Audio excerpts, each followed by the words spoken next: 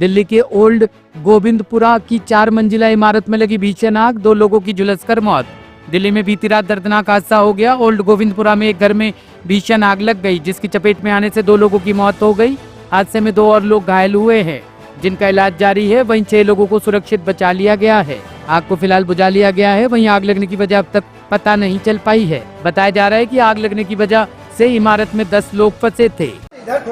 Fire call मिली। Fire call मिलने के बाद तुरंत हम लोग सीन पे पहुंचे हैं और यहाँ पे हमने रेस्क्यू किया है, जिसमें से 4 पर्सन्स इंजर्ड हुए हैं। उन्हें हॉस्पिटल में भेजा गया है हेडगेवार में, और उसके बाद में अभी फायर को इन चारों में किसी की डेथ तो नहीं हुई? डेथ के विषय में डॉक्टर डिक्लेयर करेंगे। अभी भेजा है हमने इंजर्ड हॉस्पिटल में। टोटल कितनी गाड़ी पहुंचे आपके पास? टोटल हमारी 6 गाड़ी पहुंची। कॉल टाइम क्या था? Call time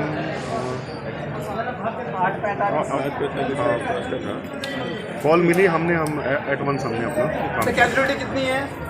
4 total.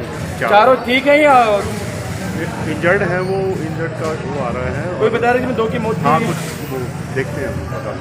सर, इसका भाई आया ना, बोलता है कि मेरे भाई की मौत हो गई, 2 की मौत बता रहे हैं। 2 का यही है कि सुनने में आया है, बाकी अभी पता लग जाएगा। सीएमओ डिक्लेयर करेंगे। एम्स अस्पताल में तीमारदारों और रिकवरी वैन कर्मचारियों में झगड़ा, घटना सीसीटीवी में कैद। नई दिल्ली स्थित प्रतिष्ठित एम्स अस्पताल में बीती रात एक गंभीर विवाद खड़ा हो गया। मरीज के तीमारदारों और प्राइवेट रिकवरी वैन स्टाफ के बीच जमकर झगड़ा हुआ, जिससे अस्पताल परिसर में अफरा तफरी मच गई।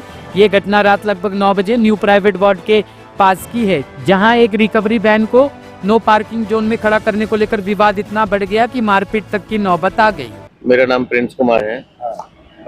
विगत कई वर्षों से 6-7 वर्षों से हम हॉस्पिटल में रिकवरी वैन सर्विस का काम करवा रहे हैं एम्स हॉस्पिटल के अंदर। आज दिनांक 15 तारीख को इवनिंग टाइम में एक गाड़ी आती है प्राइवेट वार्ड 3 में। प्राइवेट वार्ड 3 वीआईपी का एरिया है एम्स हॉस्पिटल के अंदर। वहाँ पे एक गाड़ी आती है जिसका ये नंबर है, मैं आपके डिस्प्ले पे भी दे रहा हूँ जूम करके, DL4CAZ 8901। इस नंबर की गाड़ी वहाँ पे प्राइवेट वार्ड 3 में खड़ी होती है।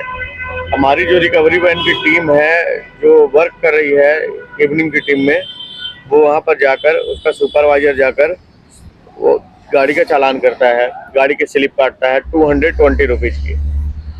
गाड़ी का ऑनर जो अज्ञात है, जिनका नाम हमें मालूम नहीं है, वो वहाँ पे मौजूद पहुँचते हैं। पहुँचते ही वो साफ इनकार करते हैं कि हम यहाँ पे गाड़ी लगाएंगे, कंटिन्यू लगाएंगे, और तुम कौन होते हो रोकने वाले।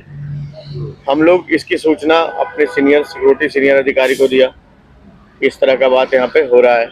इतने में उसने किसी को कॉल करके और गुंडागर्दी टाइप से 2-3 गाड़ियों से बाउंसर 10-15 बाउंसर लगाकर क्रेन पे टूट पड़े। क्रेन पे टूटकर उन्होंने क्रेन वालों के साथ अवैध व्यवहार, मारपीट, गाली गलौज। सिक्योरिटी की टीम अपनी थी वहाँ, बीच बचाव में सिक्योरिटी की टीम के ऊपर हमला किया उन्होंने, मारपीट की उन्होंने। और इस तरह का सारा वीडियो, सारा एविडेंस अभी कुछ हमारे पास है, कुछ एम्स के सीसीटीवी कंट्रोल रूम में जमा किया गया है। अब इसके ऊपर हम लोग अभी सब हाउस का थाने के अंतर्गत जाकर अभी एप्लीकेशन वगैरह देकर, उनके खिलाफ गाड़ी का नंबर डालकर एप्लीकेशन देकर, जो अज्ञात लोग थे 10 लोग, उनके खिलाफ अभी कार्रवाई की मांग कर रहे हैं। अब देखिए वहाँ से जो अभी हमारे आईओ हैं वो बोले कि सीसीटीवी पूरा देखकर उसके बाद इसका FIR दर्ज किया जाएगा और उनके ऊपर कड़ी कार्रवाई की जाएगी। और बाकी जानकारी फिर अब कल सुबह ही मिल पाएगी हमें, बाकी कोई जानकारी हमें मिली गाड़ी थी कितने देर तक वहाँ पे खड़ी? ये गाड़ी हमें न्यूज मिली है 3 बजे से ये गाड़ी कंटिन्यू आ रही थी, जा रही थी, लग रही थी वहाँ पे। 3 बजे शाम को ये 5 से कंटिन्यू 8:30 बजे तक 3.5 घंटे से खड़ी थी। जब इसका कॉल कंट्रोल से आता है रिकवरी वैन डिपार्टमेंट को कि आपकी क्रेन वहाँ जाएगी और इस गाड़ी को वहाँ से रिमूव करवाएगी। जब क्रेन रिमूव कराने जाती है तो ये सब प्री प्लानिंग इनका है कि अगर हम यहाँ पे रह रहे हैं, पहले तो पेशेंट के साथ हॉस्पिटल में एक अटेंडेंट ही दिया जाता है, एक पेशेंट के साथ एक अटेंडेंट अलाउड होता है। आखिर इतने लोग ये अंदर कैसे वहाँ पे रह रहे हैं, कैसे इनकी गाड़ियाँ खड़ी हो रही है, ये भी बहुत बड़ा जांच का विषय है।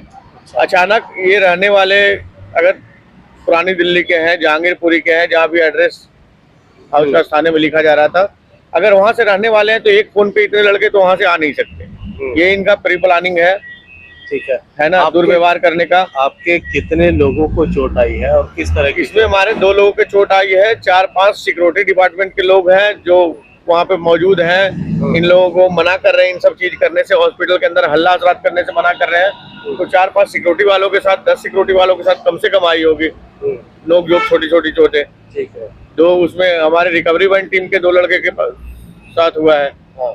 अच्छा, ये हौज खास थाने में जब दूसरा पक्ष हम लोग को मिला था, उन्होंने ऑफ रिकॉर्ड हमें बताया कि आप लोगों के द्वारा गाली दी गई है और मारा पीटा गया है। नहीं, इसमें क्या हॉस्पिटल में सच्चाई है? कोई भी कर्मचारी अगर काम कर रहा है, चाहे वो हम हैं, हमारा टीम है, या कोई भी अदर कंपनी का, जितने भी आउटसोर्स कर्मचारी हैं हॉस्पिटल में, उनको ये अधिकार नहीं है कि अगर कोई पेशेंट आ रहा है तो हम उसको गाली दें, है ना। बड़ा उनसे पहले हम्बल रिक्वेस्ट किया जाता है कि आप इस तरह कोई काम को करें हॉस्पिटल के अंदर। लेकिन अगर नहीं मानते हैं वो, तो फिर कार्रवाई आगे बढ़ाई जाती है। तो आप लोग क्या चाहते हैं आप इस मामले में? हम तो न्याय की मांग करेंगे। अगर देश का नंबर 1 हॉस्पिटल है ये, इस हॉस्पिटल में काम करके अगर इस तरह से लोग यहाँ पे अपराध करने के लिए, गोली चलाने के लिए, लड़ाई करने के लिए आतुर हैं, मारने के लिए आतुर हैं, अगर इस तरह लोग कर्मचारियों पे कर रहे हैं, हॉस्पिटल के कर्मचारियों पे कर रहे हैं, तो बाहर पता नहीं ये क्या क्या करते होंगे, है ना। इस तरह के लोगों पे तुरंत कार्रवाई होना चाहिए। आप लोगों की सुरक्षा को लेकर भी थ्रेट? हाँ, हम लोग की सुरक्षा को लेकर के हम अभी हाउस थाने में आवेदन दिए हैं, है ना, कि अभी बीते दिन जो भी इस तरह का काम ये लोग कर रहे हैं, कल कर रहे हैं, आज कर रहे हैं, तो आगे जो भी होगा इसका जिम्मेदार ये होंगे। अच्छा, लास्ट ये बताइए, जो गाड़ी वहाँ खड़ी थी वो कंप्लीट नो पार्किंग जोन था? वो बिल्कुल नो पार्किंग जोन है। वो सिर्फ 5 मिनट पेशेंट को पिक करने के लिए, ड्रॉप करने के लिए सिर्फ वो है, इतना स्पेस ही नहीं है। प्राइवेट वार्ड जो है, वहाँ जितने भी लोग आते हैं, भर्ती होते हैं इमरजेंसी में, जिनको भी वहाँ बेड मिलता है, उनके लिए वो जगह होती है। सिर्फ पेशेंट को लाइए, शिफ्ट कराइए वार्ड में और फिर आप चले जाइए, ठीक है ना। और कुछ लोग क्या करते हैं कि उसको बिल्कुल दबदबा बनाकर अपना सोचते हैं इसको अब यूज ही कर ले हम पूरा का पूरा, ठीक है ना। पूर्वी दिल्ली की एंटी नारकोटिक्स टीम को मोबाइल तस्करी से जुड़े एक अंतर्राज्यीय गिरोह का पर्दाफाश करने में बड़ी सफलता हाथ लगी है। ये गिरोह दिल्ली में झपटमारी कर मोबाइल फोन चुराता था और फिर इन फोनों को बांग्लादेश में अवैध रूप से भेजता था। इस पूरे नेटवर्क में शामिल 6 आरोपियों को गिरफ्तार कर लिया गया है। पुलिस की इस कार्रवाई को दिल्ली में संगठित साइबर क्राइम और मोबाइल तस्करी के खिलाफ एक बड़ी उपलब्धि माना जा रहा है। देखिए, 25 जून को हमारे ज़िले में काफ़ी एक स्नैचिंग की घटना हुई थी, जिसमें एक सिंगल व्यक्ति था जो ब्लैक कलर की स्कूटी थी, उसमें उसने 3 अलग अलग जगह मयूर विहार, पड़पड़गंज और गाज़ीपुर में स्नैचिंग की वारदात की। जब हमने इस पे अपनी लोकल और टेक्निकल सर्वेलेंस की टीम लगाई तो इसमें जो ये व्यक्ति है इसकी फुटेजेस हमें क्लियर आ गई थी। इस पे हमने जो है ANS की हमारी टीम है अंडर इंस्पेक्टर अरुण, उसको हमने जिम्मेदारी दी और इस केस के ऊपर फिर हमने पूरी तफ्तीश करना शुरू किया। 2 दिन के अंदर 3 दिन के अंदर हमने इसमें जो ये स्नैचर था सलमान, इसको हमने आइडेंटिफाई कर लिया और फिर इसको एक टेक्निकल और लोकल सर्वेलेंस के थ्रू हमने इसको एप्रीहेंड किया। जब इसको हमने इंटेरोगेट किया तो हमें बहुत ही सरप्राइजिंग इन्फॉर्मेशन मिली, जिसमें ये पता लगा कि ये सलमान जो है ये एक सफ़ी अहमद है, न्यू उस्मानपुर में रहता है, ये 30-33 साल इसकी उम्र है, इसको ये बेचता है। जब हम सैफ़ी तक पहुँचे तो सैफ़ी से हमें पता लगा कि ये जितने भी जो स्टोलन, रॉब्ड या स्नैच मोबाइल्स हैं, इन सबको पैक करके बॉक्स में एक पर्टिकुलर कुरियर कंपनी है नोएडा में, वहाँ से कहीं भेजता है।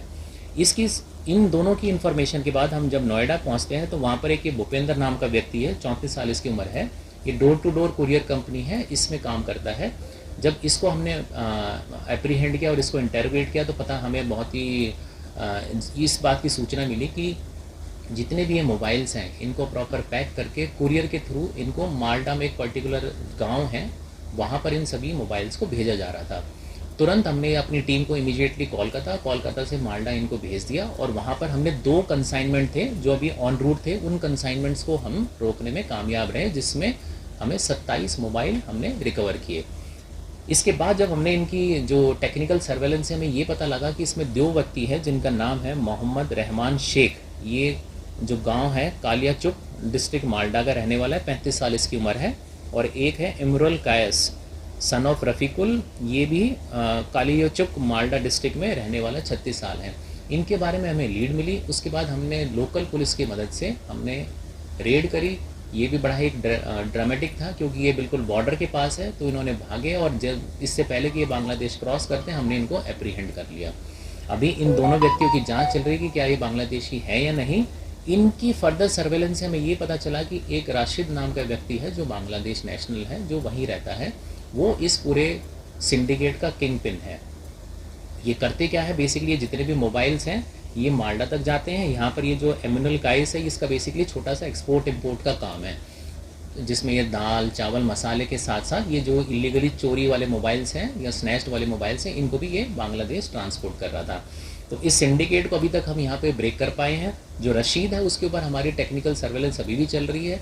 इसकी सर्वेलेंस से हमें ये भी पता चला है कि कई बार जो है भारत आ चुका है। इनफैक्ट ये दिल्ली भी कई बार आया है, माल्टा में गया है, कोलकाता इसकी आ रही है और वेस्ट बंगाल की पुलिस टीम के साथ हमारी टीम भी अभी इसमें काम कर रही है।